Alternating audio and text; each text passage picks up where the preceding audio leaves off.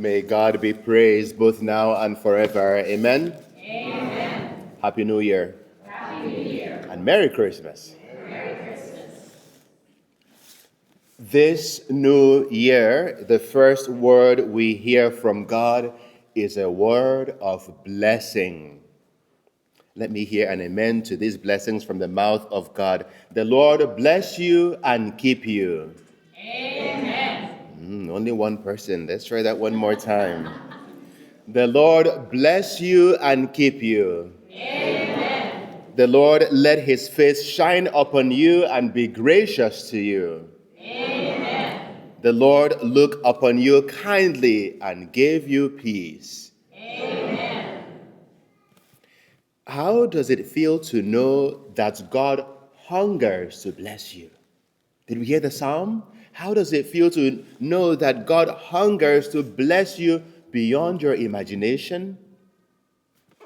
St. Paul, speaking to the Galatians in the second reading, tells us, because of Christ taking on flesh to become one with us, like you and like me, we have also become sons and daughters of God.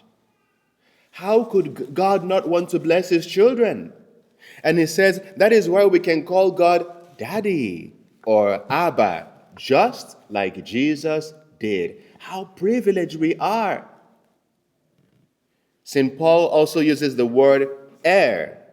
The dictionary says an heir is a person who inherits the property of another. And the property we are inheriting this new year is the gifts of God's blessing. Amen? Amen. Say to all of your neighbors, you are blessed, you are blessed, you are... Tell them, wake up, you are blessed, you are blessed.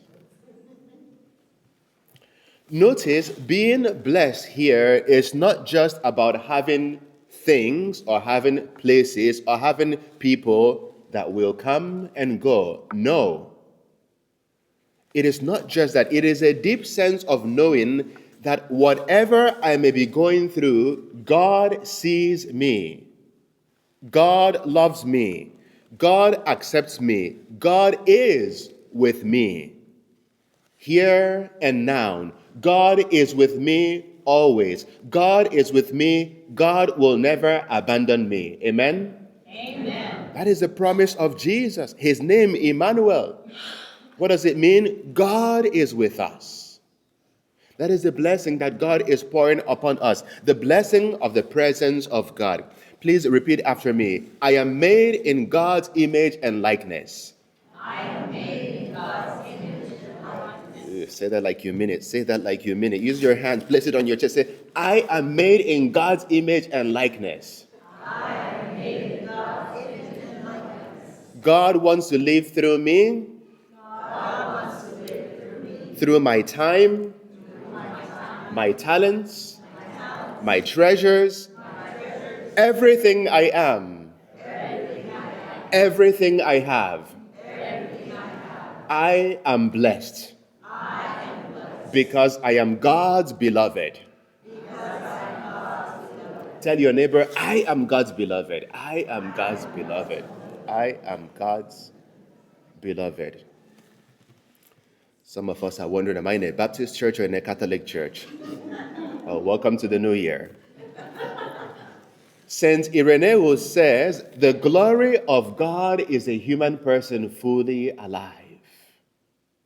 The more we accept and embrace how blessed we are, our family, our friends, our co-workers, our schoolmates, strangers will even see us and go, man, she is God's daughter. He is God's son. They can just see it. They can just hear it from how we speak. Sometimes I ask people, how are you doing? And some say, estoy muy bendecido. Some say, I am greatly blessed. Some say, if I were more blessed, I would become twins. If I were more blessed, I would be twins. While this is true, I know we do not always feel this way. But we desire God's blessing. We hunger for God's blessing. That is why the psalmist teaches us to pray and to pray over and over again for God's blessing. May God bless us in his mercy. It is a new year, and we are quite familiar with wanting newness, wanting something new. I mean, think about it on birthdays or anniversaries or graduation. We pause to acknowledge that there is an old, and we blow out candles wishing for a new. Maybe when our phones or our devices notify us of an update, we hope that the new update is better than the old. When we're going to a new location, we hope that our GPS would guide us along a new way. After a certain number of months or years or decades, you let go of your old bath towel and toothbrush and get new ones. Hopefully. I can see how you're looking at me. You didn't know you had to do that. That's okay. And so we are familiar with wanting something new. But how about this new year, 2026? We're stepping into an adventure that we have never seen, into a place we have never been. How are we journeying into it? Do we need some kind of GPS, a roadmap? Do we hunger for newness, or is it just going to be another day in the calendar? Soon we'll return to school, and if you haven't already returned to work, the business of work is going to begin very soon. I mean, our church office opens next week, and the hamster wheel of busy runs back again, and before you know it, it's another new year. That's how it goes. But what's going to make this year truly a new year? Perhaps this is a good time to stop and take some minutes and look back and ask, the year that we're coming from, what was it like? What was it like? My relationships, perhaps my relationships with myself. What was it? Did I even have a relationship with myself to start with, right? What was it like? My relationship with God, what was that like? My relationship with my family, with other people, what was my journey like? Who am I becoming? Who is God making me? Who is God molding me into? We know that image of a potter. Who is God molding me into? When we come December 31st, 2026, or the next January 2027, what do I hunger to have changed? For those of us like myself who make New Year resolutions, it is easy to want to have 100 goals, right? 100 goals and visions. But we know how the data goes on gym membership between January and February, right? It says a good idea to have those big, sometimes we're like, going to be at the gym for 3 hours every day this January, right? And then in February, nobody's at the gym, right? Nobody is at the gym. Just me. Okay, that's okay. And so to make the one plan we can follow, it helps maybe to think not just of the entire year, but maybe just this month. To think of just this month of January. What is the one thing that I want to focus on in this month alone, as we continue? But this month to be a beginning. Can give you a great secret. So, the people closest to us, they tend to have the best suggestion for a New Year goal. And so, ask them for suggestions for your New Year resolution. So this could be your best friend, or your son, or your daughter, or your husband, or your wife, or your mom, or your mother-in-law. Those are people you can ask, what could be my New Year? I promise you, you will have the best New Year ever if you ask these people for your New Year resolution. Every year I recommend the same thing, and those who listen to me, they become saints, practically saints by the end of the year. Because they know exactly what we need to work on in the new year. And so the question is, what do we need to focus on in this month of January? For many of us, perhaps it is a change of identity. A change of identity. St. Luke tells us about the shepherds. Who are the shepherds in the time of Jesus? What is their identity? The shepherds, these are people who typically, they don't own the flock they raise. They were part of the society's lowest class. These are people who are often underpaid, often financially poor, often marginalized, often exploited by the owners of their flock. These are people who are usually impure by the standards of the Jewish liturgical laws, and so they are often excluded from temple worship. Yet, of all people God could have chosen to be the first to witness the birth of Jesus, who did he choose? The shepherds. The nobodies according to the world's standards. God acknowledges their value even if the society does not. They did not permit their history, their status, what was said about them, what perhaps they even said about themselves, to hold them back from being used by God. Amen? Amen. Please repeat after me. God acknowledges my value. God acknowledges my value. We need to wake up. We need to wake up. God acknowledges my value. God acknowledges my value. Even if other people do not. Even if other people do not. Remember, the blessing is a blessing of identity. You are God's son. You are God's daughter. Perhaps we need a change in the excuse of whatever is holding us from thriving. Many of us, we receive this inkling from God, this move from God, this call from God, and we keep holding ourselves back because we say, I can't do this, I can't do this, I can't. No, it's not about us, it's about God. God who wants to do something new in us, through us. Why do we hold ourselves back?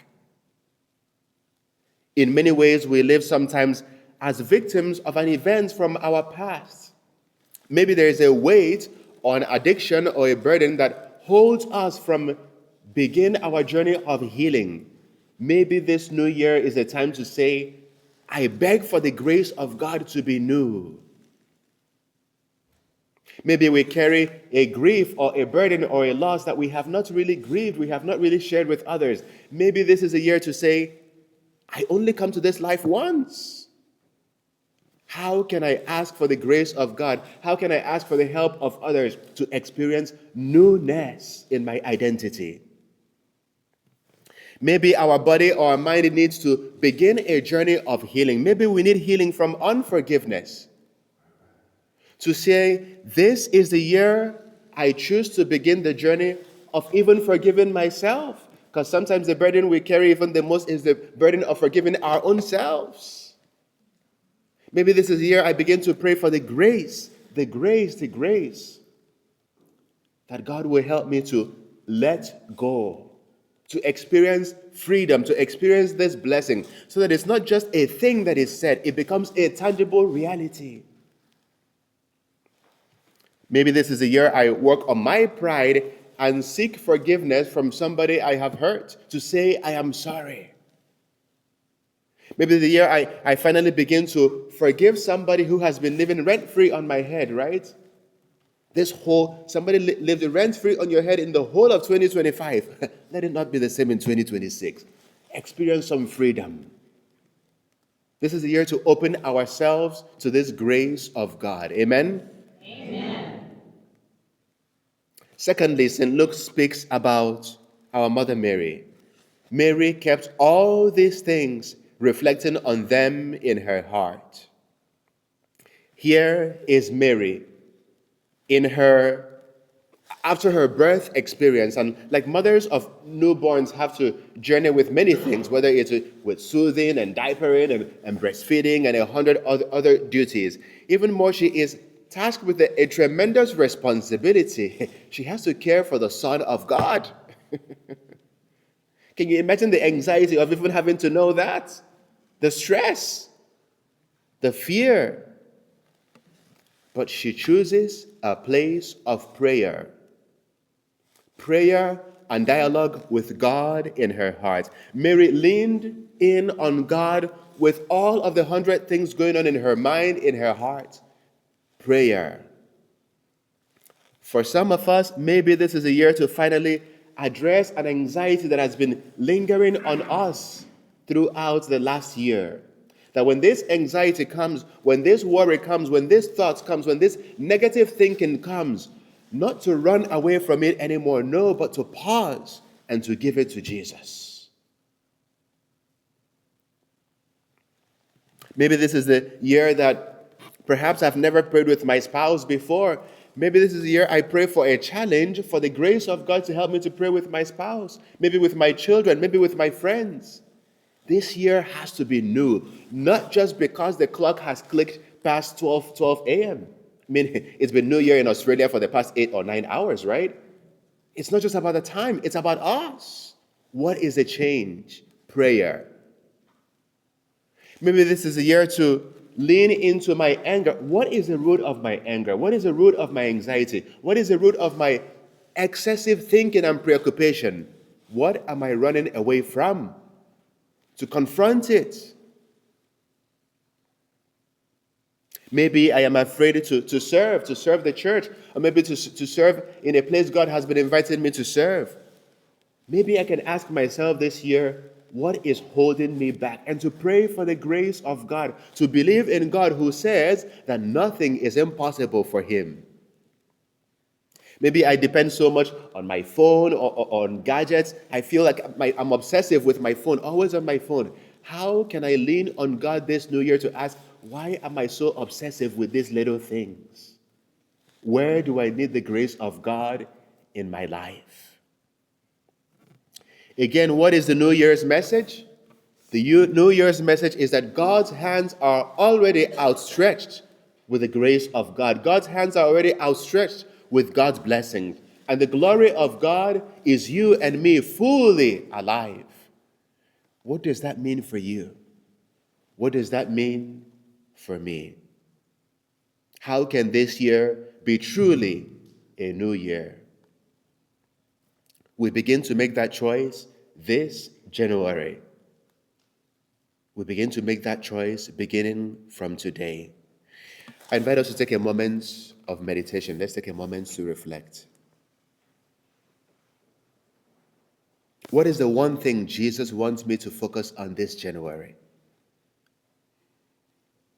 The one thing, just one thing. My relationship with Jesus, my relationship with others, my relationship with my own self. What is the one thing